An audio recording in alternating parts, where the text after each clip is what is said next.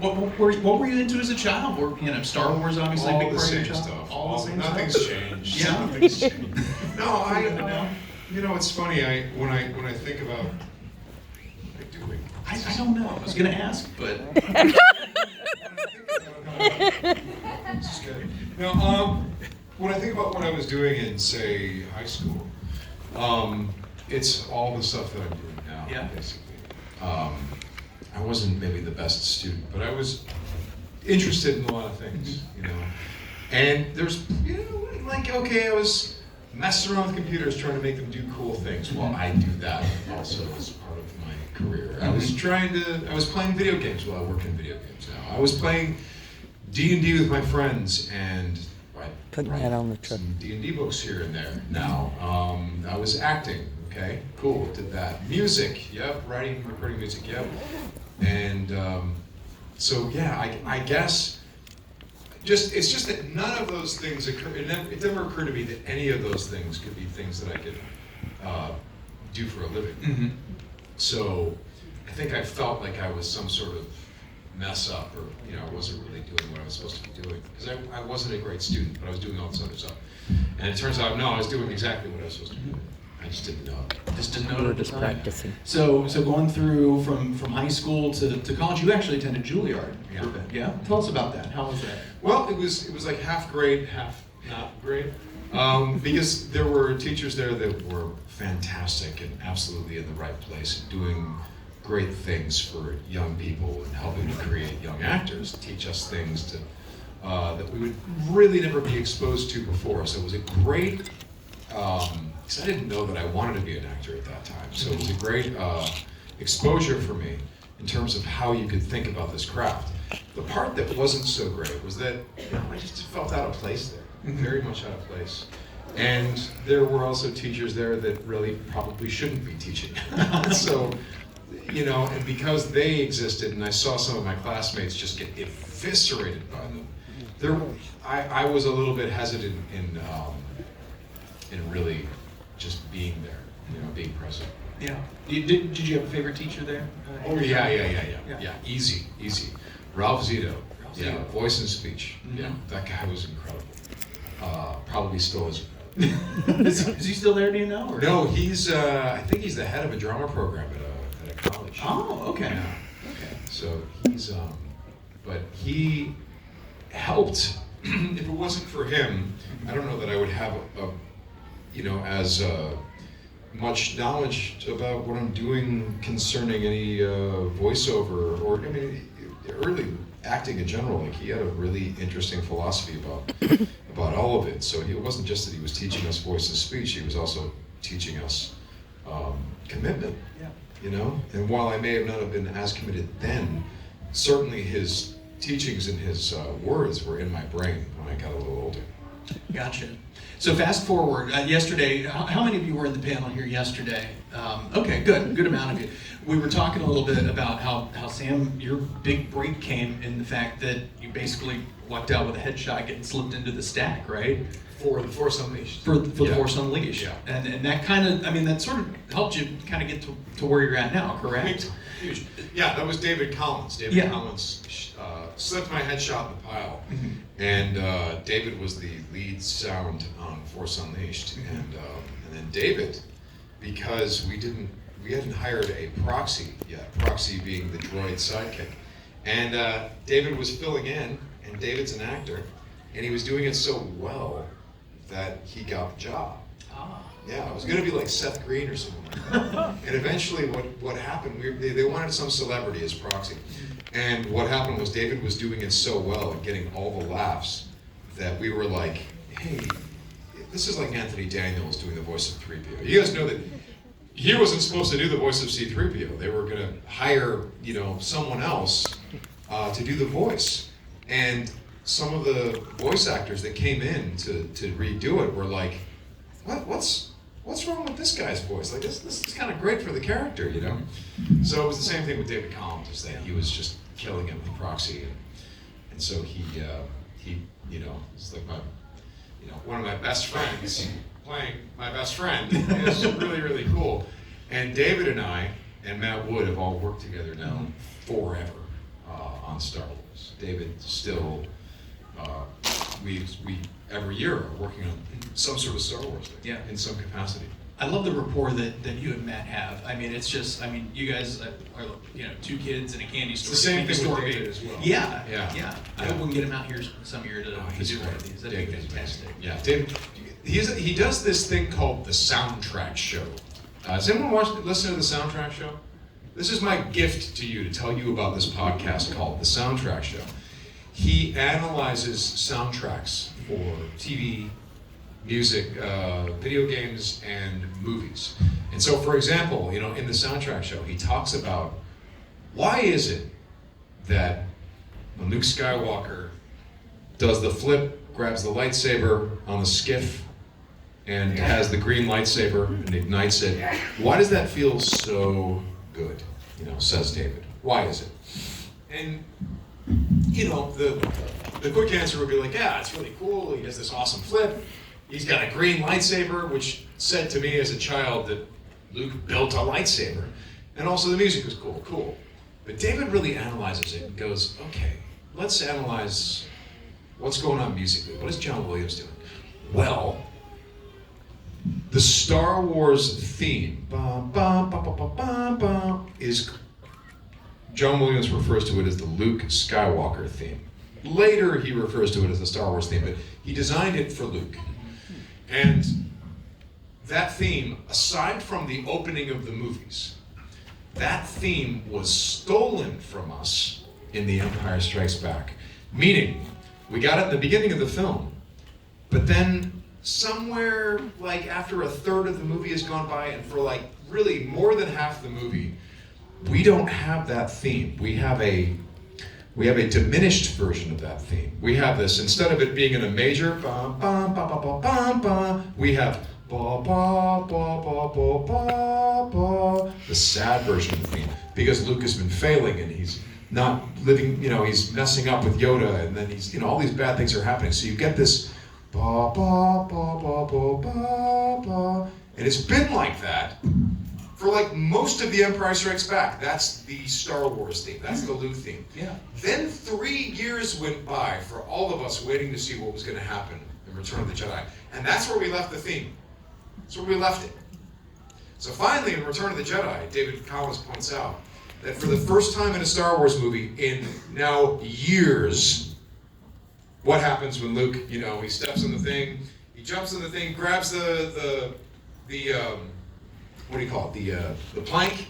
He flips. He reaches up. He grabs a green lightsaber, and you're hearing ba ba ba ba ba ba ba ba ba. And you're hearing it in a major once again after years. So all of us were on a subconscious level going, like we're finally getting that theme back. This is what Dave does in this podcast, and he plays the music and he shows this. There was also this one thing where he restores original music to scenes that was cut out. Like at one point when Vader says, "It is too late for me, son.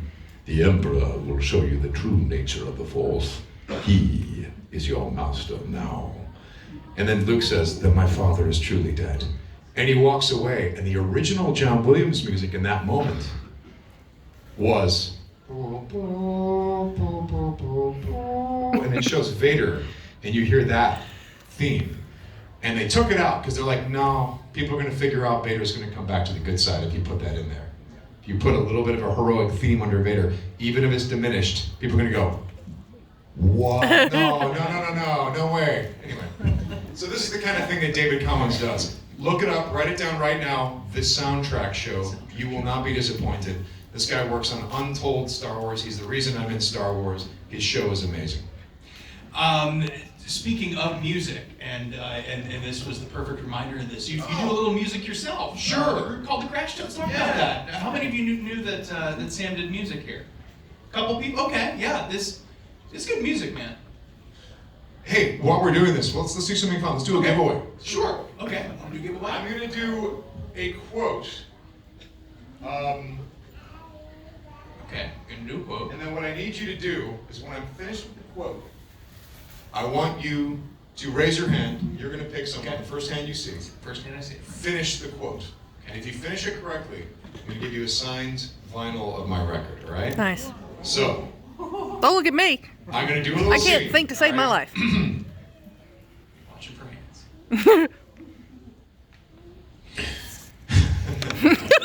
Trying to think. What character should I do? Vader? Should I do the Emperor? Like, who should I do? What do you guys think? Vader or Emperor? Or Maul? You want Maul? No. Okay. Okay. Maul. Oh my god. Okay. Oh my god. Okay. Wait a second. What do you guys? Can you guys quote the Clone Wars? Do you guys know it really well? Really? Really? Really? Can you? All right. Nope. We can stop this before it's too late. Too late for what? The Republic to fall? It already has, and you just can't see it. There is no justice, no law, no order, except for the one. Hey, come on up to the mic. So get your response. Except for the law we make. So close. So close. Oh man, give it There to is him no anyway. justice, He's the only no one that law, raised no order, except for the one that will. Okay, right over here, all the way on the end. Come on in. Replace it? Yeah! Hey! Come on out. The whole law thing, you were so close. You were so right there on the, but you failed. Here you go. There are no losers here, though, in this panel. We No, just no, no, reward. there's- We just reward the ones that. Well, no, hold on. The fact that the first guy was that close, Yeah. and then we have someone that got it, I'm shocked because, you know, I can quote the Star Wars movies, but like the Clone Wars? I mean, there's so many episodes. Like, I am so impressed with both of those gentlemen that they were absolutely on that track. That's really impressive. really good. Because there's what, hundreds of episodes or something? Yeah, now. Wow. Good job. Good job. So, how'd you get? So, going to Crash Tones. How'd you get involved in doing Crash Tones? Always loved making music. Yeah. Yeah. So it's just something I do for myself, for fun. And because of that, I gained a lot of technical skill. Mhm. Got to work in various capacities with Matt Wood on Star Wars stuff. Where can folks go to get that music? Etsy. Etsy? If you type in the Crash Tones on Etsy, you can get a cassette, or you can get a record, or you can get a CD, and there's 2 different records. And yeah, it's fun. Do you have a particular favorite medium? Vinyl, cassette? It's, you know, I love the cassette thing, but vinyl is, well, I love them all, really. CD is like the best sounding format there is. And it still is. Yeah. Right? Like, it sounds incredible, it's so accurate. Vinyl is really, really good. It sounds really, really good. It's a good format, and I didn't really know that until I researched it and learned how to make one of these things. And it really depends on the equipment you're playing it on. Yeah. If you play it on really good equipment, vinyl sounds just about as good as CD. Cassette does not sound as good as anything, but it's awesome. And my cassette actually has really, really cool artwork all over it, like printed on the actual cassette itself. And the artwork was made by the same lady who designed Starkiller. So yeah, and she also designed all of the Transformers and Transformers 1. She did all of the Transformer designs. Her name is Amy Beth Christensen. She is as responsible for me being here as David Collins, because she's the reason David slipped my headshot in the pile. She created a painting of Starkiller, with buzz cut and all this stuff, and it looked quite a bit like me. So David's like, they're looking for that? I know the guy! So he immediately got my materials, my headshot, my reel. I mean, he called me up. I was at my brother's wedding rehearsal dinner, and he calls me up, and I'm like, yeah, I'm a little bit busy. He's like, no, you're not.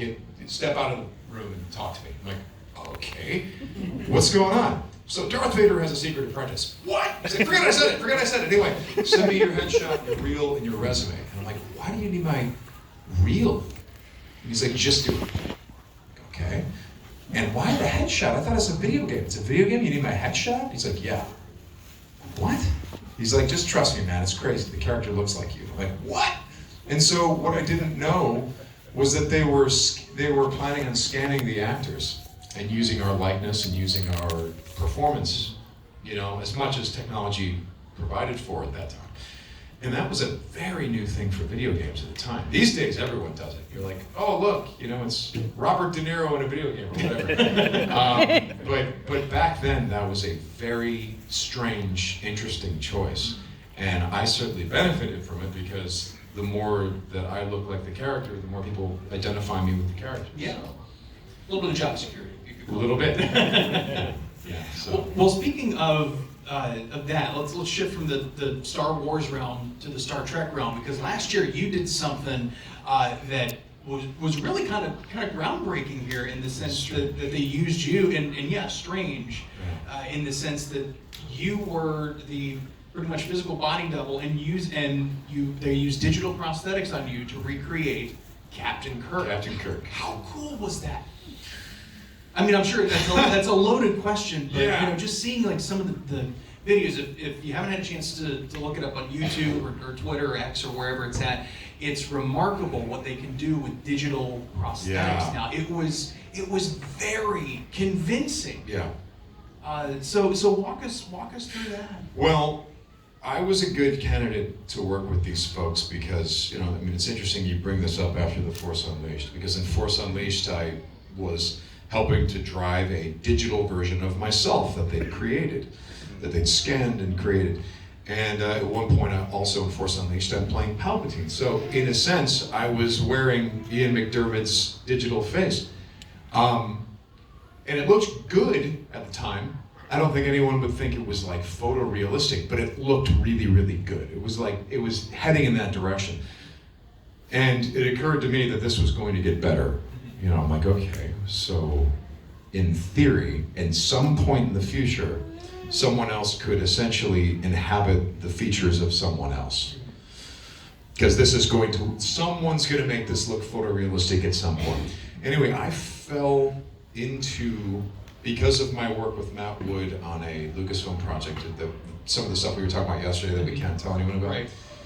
Because of that, I fell in with this group of people at a company called Otoy, and they also help manage the Roddenberry Archive, which is a digital museum for Star Trek. And they have this extraordinary website where, if you guys want to walk around any of the various iterations of the Starship Enterprise, you can. You can go to their website and photorealistically walk around the corridors of NCC 1701. It's extraordinary. It's so cool.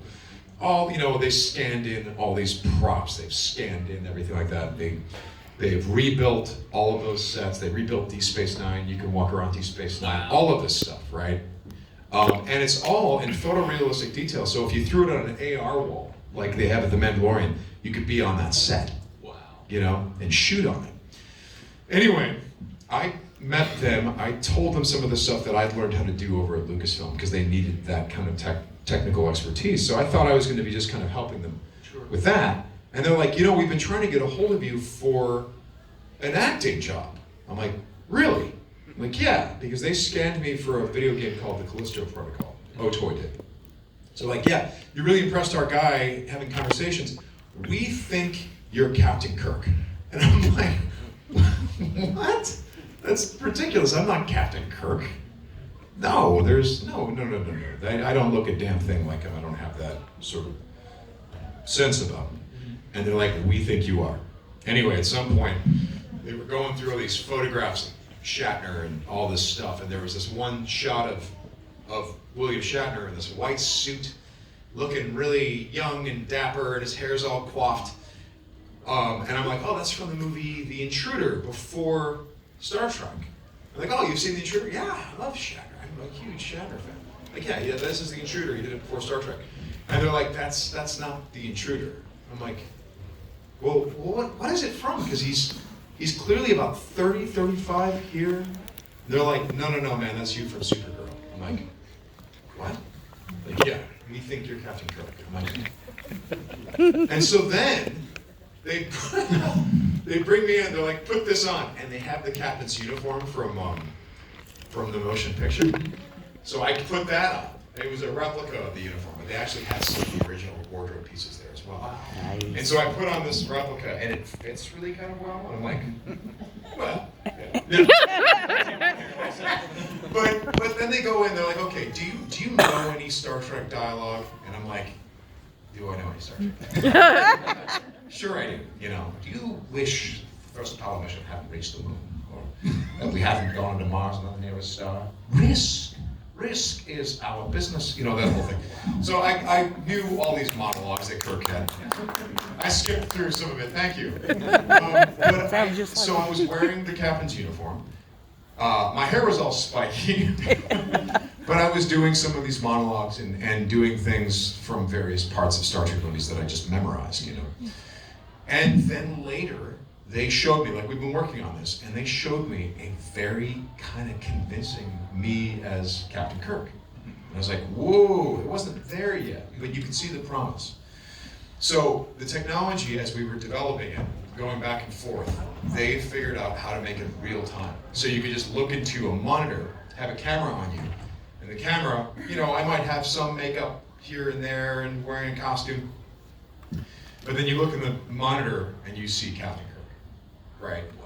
And when you can see it, you know, in the monitor, you can play with it like it's a mirror, and you go, okay, that's not right, but this, okay, that's feeling better. All right, this is good. Now, I don't like the way I sound, so suddenly I have to start talking like Captain Kirk, you know, and inhabiting that character. And the more you do that, the better it feels. And then we were off to the races, doing all of this research and development. We were going over and over and over again how to, how to inhabit that character. And then we started working on this short film. So we did like a year and a half of R&D before we did a year of R&D before we showed it to Shatner. Can you imagine? Oh, man. Like, you work really hard on this thing with the idea that you're going to show it to the real guy, and if he doesn't like it, no more. We're not doing this, because none of us are interested in, first of all, we should not be doing it if he doesn't like it, and secondly, we're not interested in doing it if he doesn't like it. Right. This is for him. This is to honor his performance, his Captain Kirk. This wasn't me going, I'm going to take it in my own direction. Like, no, that's actually a good pursuit, you know, like Paul Wesley and Chris Pine, yeah, take that in a different direction, take it in your own direction. This is about the historical icon version of Captain Kirk. We treated it like I was playing Winston Churchill. We really did, where we treated Captain Kirk like he was a historical figure, and we studied the hell out of everything about him and recreated him. So the mannerisms, everything, the vocal inflection, everything was supposed to be his. So it was me playing William Shatner playing Captain Kirk. Wow. So anyway, Adds a little extra layer of difficulty. It's amazingly convincing. If you haven't seen it yet, I can't recommend it enough. Go check out. how do we say? Because it's an unlisted video, so it's kind of hard to find. You guys should check. It is unlisted. Okay. You can go to otoy.com/unification.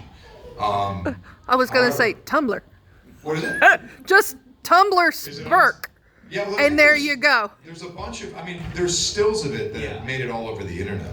Oh yeah, there's backdoor links, Tumblr galore. Is it up there? So what's cool about it is it's an unlisted video, so it's getting no algorithm help. It's not showing up anyone's thing, and we are still. And I want to say this with as much humility as possible. It is the most watched Star Trek video in YouTube history, including any official anything. That's great. So yeah, we're nearing 26 million. Wow. Views, something like that. So it's been warmly received. I'm happy to say. And the biggest deal is Shatner liked it. He was our executive producer because he came on board. Excellent. And he reflected to us that he felt that was accurately him, which is you don't want him to say the other thing. Because that's the thing. And I got to tell you, it was a year and a half for me. A year and a half of nonstop pressure and stress. Because it's like, playing Captain Kirk was not on my bingo card. And disappointing William Shatner while I play Captain Kirk is not something I want to live with. Oh, God. It's not like, you did Darth Maul. I loved being human. Also, you dubbed Captain Kirk. Oh, good. You know, I didn't really want to live with that. So the fact that we got away with it feels really good. It's very well done. We're going to take some questions now. If you recall, our panel we ran a little short on time, so I want to make sure to leave as much time as possible here. 4 questions. So if you have questions, come up to the mic.